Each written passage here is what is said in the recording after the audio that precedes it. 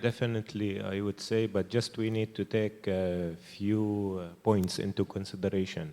Let's not always blame, I would say, the government, because I've been working in several countries across the Middle East and Africa. Sadly enough, a lot of small contractors were executing much more projects than their financial, again, capabilities, and they went bankrupt.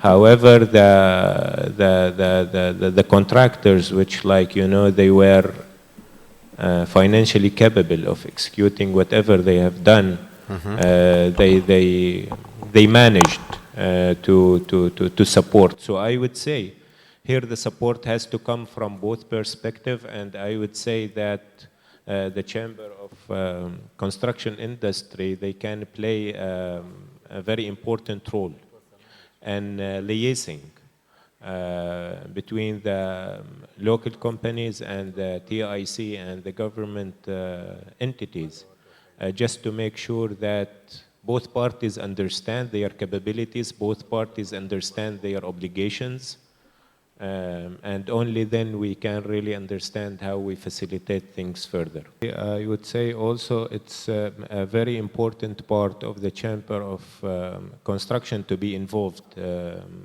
in such initiative. However, this has to be a very interactive,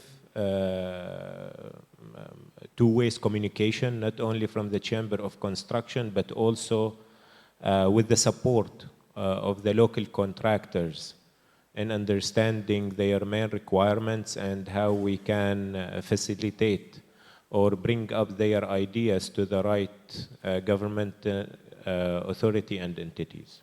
I would say that, you know, the financing and the private projects, the PPP idea in general, it's a newly developed concept in Tanzania. However, it's a very promising concept, and definitely it will drive the investment further. I would say that the government of Tanzania are doing an outstanding performance and bringing more investors to the country, and I do believe that this will give a very good exposures to the local contractor to make sure, you know, they are also up to the scale of the foreign investment